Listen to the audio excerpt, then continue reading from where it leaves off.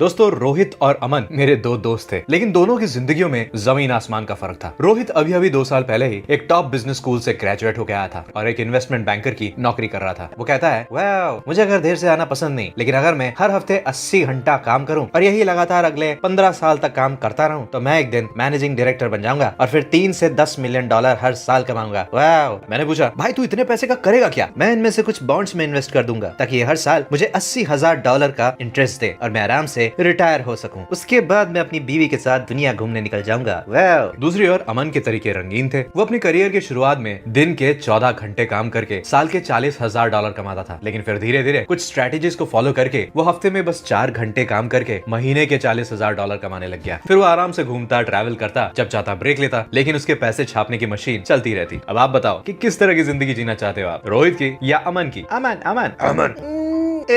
और दोस्तों अगर मैं ये बताऊं कि ये सब मुमकिन हो सकता है कि आपकी लाइफ भी अमन जैसी हो सकती है, तो चल बे, ये अमन की जिंदगी धोखा है, ऐसी किसी की जिंदगी नहीं होती। मगर दोस्तों ये बात बिल्कुल सच है और ये अमन नाम के लड़के का असली नाम है टिमोथी फेरिस। और टिमोथी ने अपने वक्त में कैसे ये सब मुमकिन किया, क्या क्या स्ट्रेटेजीज अपनाई, इसी के ऊपर उसने एक किताब लिख डाली जिसका नाम है द 4 Hour Work Week। ये किताब छपने के बाद 4 साल तक लगातार न्यूयॉर्क टाइम्स बेस्ट सेलर की लिस्ट में रहा और कम से कम 2.1 मिलियन कॉपीज बेचने में सफल रहा। टिमोथी फेरिस की ये किताब 9 to 5 जिंदगी से बाहर निकलने की, आराम से जिंदगी का मजा लेने की और अमीरी की मशीन को चलाते रहने की स्ट्रेटेजीज बताती है। तो चलिए दोस्तों वक्त बर्बाद न करते हुए बोग इनसाइट्स में आप सबका स्वागत है। चैनल को सब्सक्राइब नहीं किया तो प्लीज कर दीजिए और इसी के साथ किताब यात्रा शुरू करते हैं। दोस्तों ऑथर ने इस अमीर बनने की स्ट्रेटेजी को एक एक्रोनिम दिया है, DEAL। डील, D से डेफिनेशन, E से एलिमिनेशन, A से ऑटोमेशन और L से लिबरेशन। ये 4 स्टेप्स को सही से फॉलो करने से ऑथर का ये दावा है कि आप भी ऑथर की ही तरह कम वक्त में ज्यादा पैसे कमाकर आराम से अपनी जिंदगी का मजा ले सकते हैं।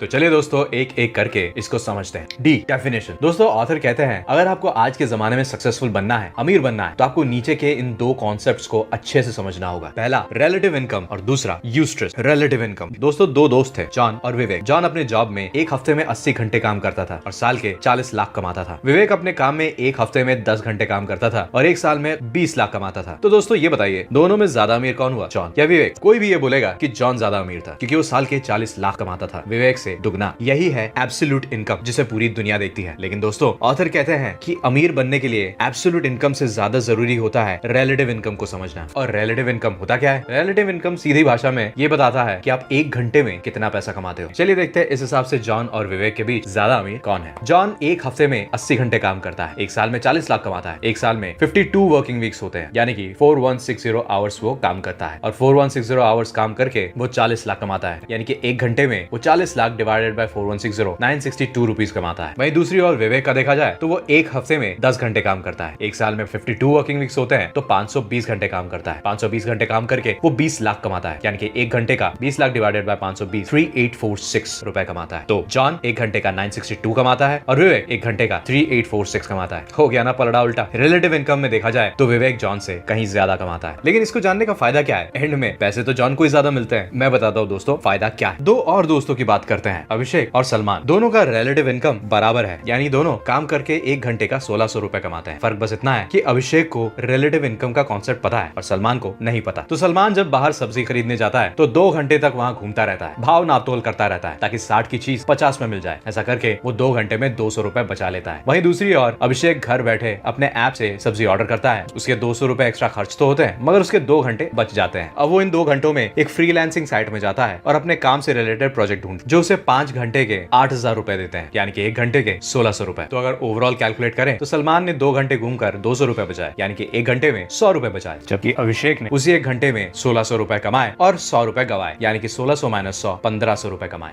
ये होता है रिलेटिव इनकम को समझने का फायदा। क्योंकि अभिषेक इस रिलेटिव इनकम के कॉन्सेप्ट को जानता था। वो जानता था कि उसके एक घंटे की वैल्यू 200 रुपए से कहीं ज्यादा है, इसलिए वो 200 रुपए सब्जी में नापतोल करने की जगह उस काम को करना प्रेफर करता था जिसमें वो बेहतर है और जिससे वो ज्यादा पैसे कमावा जितनी की उसकी वर्थ है। अब दूसरा कॉन्सेप्ट है यूस्ट्रेस। दोस्तों ऑथर कहते हैं कि सारे स्ट्रेस बुरे नहीं होते। स्ट्रेस 2 तरह के होते हैं, यूस्ट्रेस और डिस्ट्रेस। यूस्ट्रेस का मतलब होता है पॉजिटिव स्ट्रेस जो आपको अंदर से मोटिवेट करता है आगे बढ़ने को। जैसे कि बचपन में जब आप खेलते थे तब आप खेलते वक्त ये सोचते थे कि मैं स्कोर कैसे करूं, क्या करूं कि मेरी टीम जीत जाए। जब आपका कोई मेंटर या कोच आपको कंस्ट्रक्टिव क्रिटिसिज्म देता है और आपको ये बताता है कि आप कहां कैसे इंप्रूव कर सकते हो, तब आपको स्ट्रेस लेने में, मेहनत करने में मजा आता है। अगर आप खाना बनाने के शौकीन हो और आप चाहते हो कि मैं ऐसी क्या क्या नए रेसिपीज बनाऊं कि खाने वालों के मुंह से ला टपक जाए। ये सारे वरीज और स्ट्रेस पॉजिटिव स्ट्रेस यानी कि यूस्ट्रेस होते हैं। वहीं दूसरी ओर जब आपको कोई काम करने में बिल्कुल मन नहीं हो मगर आपसे वो जबरदस्ती करवाया जा रहा हो, आपका बॉस आपकी प्रॉब्लम समझे बिना बस गालियां चिपकाता जा रहा हो, अब्यूज करता जा रहा हो, ये होता है डिस्ट्रेस, जिससे इंसान का कॉन्फिडेंस बढ़ने की जगह कम या कभी कभी खत्म भी हो जाता है। आप जो काम करते हो उसमें यूस्ट्रेस ज्यादा और डिस्ट्रेस कम होना चाहिए, तभी आप अपने काम में इजीली ग्रो कर पाओगे। इसीलिए काम ऐसा चुनो जिसमें यूस्ट्रेस हो, डिस्ट्रेस नहीं। ऐसा काम चुनने के तरीकों के लिए आपको इकिगाई बुक की समरी जरूर देखनी चाहिए। उसमें 4 ऐसे फील्ड्स दिए गए हैं जिनको सेटिस्फाई करने से आपको अपने लिए सही काम आसानी से मिल जाएगा। इकिगाई बुक समरी की लिंक आपको डिस्क्रिप्शन में मिल जाएगी। यूस्ट्रेस को हासिल करने के और भी कई तरीके होते हैं। ये चतुर भी ना यार, कहता है 20 साल तक दिन रात काम करेगा और फिर ढेर सारे पैसे कमा के 40 की उम्र के बाद थाईलैंड घूमने जाएगा। हंसो मेरे गोल प्लान्स पे हंसो, देखना एक दिन मैं हंसूंगा एंड तुम रोगे। यार तू फिर गलत ट्रेन पकड़ रहा है यार। पूरी जिंदगी बुढ़ापे के प्लान्स बनाते हुए मत गुजार। काम ऐसा चुन कि तुझे काम करने में मजा आए और बीच बीच में ब्रेक्स ले लिया करना यार। थाईलैंड तो तू अभी भी जा सकता है, बुढ़ापे का वेट क्यों करना। These ideas don't work in real world, छांछड़। तू तेरी ट्रेन पकड़, मैं मेरी ट्रेन पकड़ता हूँ। 20 साल बाद मिलेंगे, देखेंगे कौन कितना ज्यादा खुश है। बोल आएगा आएगा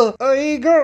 दोस्तों बहुत लोग अपने लाइफ का गोल लॉन्ग टर्म हैप्पीनेस सेट कर लेते हैं और पूरी जिंदगी मशीन की तरह काम करते हुए बिताते हैं। बस अपने बैंक अकाउंट को बड़ा करते रहते हैं ताकि एक दिन जब वो रिटायर हो जाए तो आराम से बैठकर मजे ले सके। लेकिन इससे वो पूरा टाइम ही डिस्ट्रेस में रहते हैं। आज के टाइम में खुश नहीं रहते हैं, पूरा लाइफ बस स्ट्रेस में गुजारते हैं ताकि बुढ़ापा ढंग से काट सके। लेकिन एक बार आप रिटायर हो गए फिर क्या खुश हो गए। आपने बहुत लोगों को देखा होगा रिटायरमेंट के बाद भी वो खाली नहीं बैठ पाते, उनके हाथ में खुजली होती रहती है, खाली दिमाग काटने को दौड़ता है, जिससे वो फिर से कोई काम करना शुरू कर देते हैं। तो फायदा क्या हुआ, जवानी का पूरा टाइम काम करते गुजार दिया, दिमाग पूरा टाइम स्ट्रेस में रहा, मजे नहीं किए। अब रिटायरमेंट के बाद पूरा टाइम आराम है, वो भी अच्छा नहीं लगता। तो फिर करे क्या। दोस्तों ऑथर कहते हैं कि हमारी लाइफ का गोल लॉन्ग टर्म हैप्पीनेस नहीं एक्साइटमेंट होना चाहिए। दरअसल दोस्तों हमारे दिमाग को वेराइटीज पसंद है। हमारा दिमाग कभी ये नहीं चाहता कि एक ही बार में सारी मेहनत कर ले और बाद में आराम करे, वो बस वेराइटीज चाहता है, अलग अलग काम करने की वेराइटीज। आपका लाइफ जितना ज्यादा एक्साइटिंग रहेगा, जितने अलग अलग एक्सपीरियंसेस से भरा होगा, आपका मूड उतना ही ज्यादा खुश रहेगा। इसीलिए अपनी जवानी में बस काम करके रिटायरमेंट के लिए वेट करना और रिटायरमेंट के बाद जबरदस्ती आराम करने का सोचना, ये सोच ही गलत है। अपने वर्क लाइफ में भी बीच बीच में छोटी छोटी छुट्टियां या ब्रेक्स जरूर लेने चाहिए। ऑथर इन्हें मिनी रिटायरमेंट कहते हैं, यानी कि बुढ़ा होकर पूरा रिटायरमेंट लेने की जगह आप काम के बीच में छोटे छोटे रिटायरमेंट ले सकते हैं। इसमें आप ट्रैवल कर सकते हैं, कोई नया स्किल सीख सकते हैं, कुछ नया एक्सपीरियंस कर सकते हैं, कुछ भी जो आपको आपके काम से डिस्ट्रैक्टेड रख पाए और आपको एहसास दिलाए कि आपने कुछ अलग कुछ अनोखा किया है। दोस्तों आपका माइंड कभी थकता नहीं है, वो बस एक तरह की चीजों से बोर हो जाता है। तो इसीलिए इसे बीच बीच में अलग अलग एक्सपीरियंसेस देते रहिए ताकि ये थके नहीं। तो दोस्तों अब तक आपने हमारे ऑथर के द्वारा बताई गई अमीरी के एक्चुअल डेफिनेशन को समझ लिया होगा, जो कि है high relative income, high eustress. तो अब हम देखेंगे कि बाकी ऐसी कौन सी स्टेप्स हैं जिनकी मदद से हम इन दोनों गोल्स को अचीव कर सकते हैं। नेक्स्ट स्टेप डील का दूसरा पार्ट, ई यानी कि एलिमिनेशन। दोस्तों रिलेटिव इनकम बढ़ाने का यानी कम वक्त खर्च करके ज्यादा पैसे कमाने का पहला उसूल है एलिमिनेशन, यानी कि जो जरूरी है वो करना और जो जरूरी नहीं है उसे हटाना। इसके लिए ऑथर ने 2 बहुत फेमस प्रिंसिपल के बारे में बताया है। पहला है पैरेटोस प्रिंसिपल यानी कि 80/20 प्रिंसिपल, दूसरा है पार्किंसंस लॉ। पैरेटो प्रिंसिपल ये कहता है कि 80% के आउटपुट बस 20% ऑफ इनपुट से निकलते हैं, यानी कि आप जो मेहनत कर रहे हैं अगर उसे 100% माना जाए तो उसमें बस 20% ऐसे काम होंगे जो आपको 80% रिजल्ट देंगे और बाकी बचे जो 80% काम होंगे वो बेफजूल होंगे, यानी कि वो ज्यादा बेटर रिजल्ट्स नहीं देते होंगे। तो इसीलिए आपको काम करते हुए खुद से ये सवाल पूछना है कि आपके काम के ऐसे वो कौन से 20% एफर्ट्स हैं या वो कौन से 20% ऐसे काम हैं जो आपको 80% रिजल्ट्स दे सकते हैं। आपको बस उन्हीं 20% काम पे फोकस करना है और बाकी के 80% काम को एलिमिनेट करना। दूसरा रूल है पार्किंसंस रूल। ये मेरा फेवरेट प्रिंसिपल है दोस्तों। ये प्रिंसिपल कहता है work expands as to fill the time available for its completion. मतलब आप एक काम को जितना वक्त देंगे वो काम अपने आप को उसी वक्त के हिसाब से बड़ा या छोटा कर लेगा। एग्जाम्पल के तौर पर 2 दोस्त थे, सोनू और टीटू। सोनू अपने काम को डेडलाइन देता था कि आज का ये वेबसाइट डिजाइन मुझे 6 बजे तक खत्म करना है और वो 6 बजे के अंदर ही वो काम पूरा करके घर निकल जाता था। वहीं दूसरी ओर टीटू अपने काम को डेडलाइन नहीं देता था, जिसकी वजह से वो अपने ऑफिस में हमेशा रात के 9 बजे तक बैठा रहता था, उसी वेबसाइट को थोड़ा और निखारने में, थोड़ा और खूबसूरत बनाने में बैठा रहता था। अब क्योंकि सोनू ने अपने आप को 6 का डेडलाइन दिया था तो वेबसाइट डिजाइनिंग के लिए जितनी मोस्ट जरूरी एलिमेंट्स होती थी उस वेबसाइट के लिए वो उतना ही खत्म करता था, जो आराम से 6 बजे तक खत्म हो जाता था और उसके बाद सोनू घर निकल जाता था। वही दूसरी ओर क्योंकि टीटू ने अपने आप को कोई डेडलाइन दिया ही नहीं था, उसे बस उस काम में कमियां दिखती रहती थी कि थोड़ा ये कर दूं, थोड़ा वो कर दूं, जबकि उसे कोई एक्स्ट्रा पैसे नहीं मिलते थे। यही है काम की खासियत, आप उसे जैसा डेडलाइन देंगे वैसे ही वो खत्म होगा। अगर आप कहेंगे कि मुझे ये काम अगले 2 घंटे में खत्म करना है तो आपका दिमाग उस काम के सबसे जरूरी हिस्सों को ढूंढेगा और उन्हीं को लगा के उस काम को कम वक्त में खत्म कर देगा। वहीं अगर आप उस काम को 1 वीक का डेडलाइन देंगे तो आपका दिमाग रिलैक्स होकर उसी काम को आराम से 1 वीक में खत्म करने के बहाने ढूंढेगा। आपने देखा होगा एग्जाम्स में बच्चे जब पढ़े नहीं होते हैं और दुआ मांगते हैं कि प्लीज मेरा एग्जाम रीशेड्यूल हो जाए, हालांकि अगर एग्जाम की डेट 1 वीक आगे चली भी जाए तब भी वो उससे ज्यादा बेटर मार्क्स नहीं ला पाते, वो उतना ही पढ़ते हैं जितना वो पहले पढ़ते जब एग्जाम रीशेड्यूल नहीं हुआ होता। एग्जाम रीशेड्यूल होते ही उनका दिमाग और ज्यादा रिलैक्स हो जाता है, और जो पढ़ने में पहले उन्हें शायद एक दिन लगता, अब रीशेड्यूल होने की वजह से वो उसे आराम से एक हफ्ते में खत्म करते हैं, लेकिन उतना ही खत्म करते हैं जितना वो पहले करते। मशहूर बिलियनियर इलॉन मस्क का एक फेमस कोट है जिनमें उन्होंने कहा है कि सबसे पहले सोचो कि आपको अगले 10 साल में क्या अचीव करना है, अब सोचो कि आप उसी को अगले 6 महीने में कैसे हासिल कर सकते हो। शायद तुम ऐसे में चूक जाओ, मगर तुम उनसे बहुत आगे निकल जाओगे जो उसी काम को 10 साल में अचीव करेंगे। सो इसीलिए दोस्तों, कम वक्त में ज्यादा काम खत्म करने का उसूल है पहला, पैरेटोज लॉ, जरूरी चीजों पे फोकस करो और बेकार की चीजें हटा दो, वक्त कम लगेगा। और दूसरा है पार्किंसंस लॉ, वक्त कम दो, दिमाग अपने आप ही काम के जरूरी हिस्सों पे फोकस करने लगेगा। अब डील का अगला हिस्सा है ए, ऑटोमेशन। दोस्तों, ऑटोमेशन का सीधा मतलब है कि हर वो काम जो रेपिटेटिव है और जिसमें आपका ज्यादा दिमाग नहीं लग रहा मगर आपका टाइम और एनर्जी वेस्ट हो रहा है, उसके लिए एक प्रोसेस बिल्डअप करना जो अपने आप काम करे, आपकी बार बार उसमें घुसने की जरूरत ना पड़े। अब ये या तो कोई मशीन या गैजेट हो सकता है, या फिर कोई ऐप जिसका आप यूज कर सकते हैं, या फिर आप किसी को हायर कर सकते हैं, या फिर अपने उस काम को आउटसोर्स कर सकते हैं। अब सलमान और अभिषेक का ही एग्जांपल लेते हैं। सलमान ऑफिस जाते वक्त गाड़ी खुद चला के जाता है ताकि ड्राइवर के पैसे बचा सके। ड्राइवर चार्ज करता है महीने का 8,000। सलमान रोज 1 घंटा ड्राइव करके 8,000 रुपए बचा लेता है, जबकि अभिषेक दूसरी ओर एक ड्राइवर रख लेता है जो महीने के 8,000 रुपए लेता है, और वो उस 1 घंटे के ड्राइव में अपना काम कर लेता है। 30 दिन हर दिन 1 घंटा काम करके वो 30 × 1600 48,000 कमा लेता है। तो एक महीने में जहाँ सलमान 8,000 बचाता है, वही दूसरी ओर अभिषेक 48,000 कमाता है और 8,000 रुपए ड्राइवर को दे देता है, यानी कि 40,000 रुपए बनाता है। प्रोसेस ऑटोमेट करने से एफिशिएंसी बहुत ज्यादा बढ़ जाती है। आपने देखा होगा काफी बुक राइटर्स खुद लिखना पसंद नहीं करते, तो वो अपने ही वॉइस को वो कंटेंट बोलते हुए रिकॉर्ड करते हैं और AI speech to text tool को यूज करके उसे टेक्स्ट में कन्वर्ट कर देते हैं और उसी से किताब छाप देते हैं। उन्हें लिखने की मेहनत नहीं करनी पड़ती। आप ऑटोमेशन के प्रोसेस को छोटी छोटी चीजों में भी यूज कर सकते हैं। जैसे कि मुझे जब भी पहले बाहर कहीं ट्रिप करने जाना होता था तो मुझे एक पूरा दिन लगता था सामान पैक करने में, क्योंकि मुझे डिसाइड करने में वक्त लगता था कि क्या लूं और क्या ना लूं। लेकिन फिर मैंने इस रेपिटेटिव प्रोसेस को एक पेपर में लिख डाला, क्योंकि हर बार कुछ वही ही रिपीटेटिव चीजें होती थी जो मुझे बार बार ट्रिप में ले जानी होती थी। एक बार मैंने उन्हें लिख दिया, उसके बाद से मुझे कभी भी कहीं भी जाना हो तो मैं बस उस लिस्ट को उठा के देख लेता हूँ और मेरी सारी पैकिंग आधे घंटे से 1 घंटे में आराम से हो जाती है। तो दोस्तों, हर वो रेपिटेटिव काम जिसमें आपको दिमाग नहीं लगाना, आप उसे ऑटोमेट कर सकते हैं या आउटसोर्स कर सकते हैं। तभी आप उन चीजों पे दिमाग लगा पाएंगे जो ज्यादा जरूरी है और जिसमें आपकी एक्चुअल एक्सपर्टीज की जरूरत है। आखिरी स्टेप है लिबरेशन। दोस्तों, इस स्टेप के अकॉर्डिंग ऑथर ये कहते हैं कि अगर आपके काम में आपको फ्रीडम ऑफ लोकेशन है तो ये एक प्यासे को रेगिस्तान में पानी मिलने की तरह काम करता है। मतलब कि अगर आपका जॉब आपको वर्क फ्रॉम होम या वर्क फ्रॉम एनीवेयर का फैसिलिटी देता है तो अभी जाकर अपने बॉस को